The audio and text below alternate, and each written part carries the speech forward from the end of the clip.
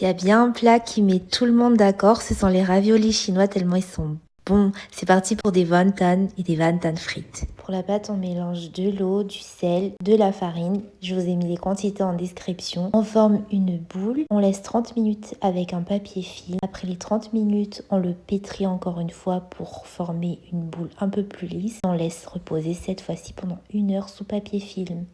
On prépare ensuite notre plan de travail avec un peu de féculent ou bien du tapioca. On étale notre disque. On va toujours de l'avant. On le répète jusqu'à ce qu'on obtienne une pâte fine à 2 mm.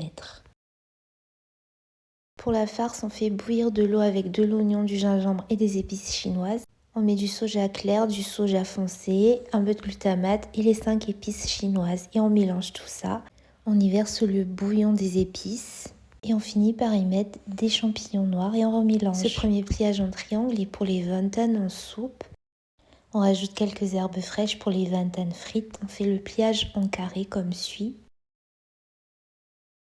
On rajoute de la sauce huître pour des dumplings ou des raviolis traditionnels à la vapeur. Et enfin un pliage en semi-triangle.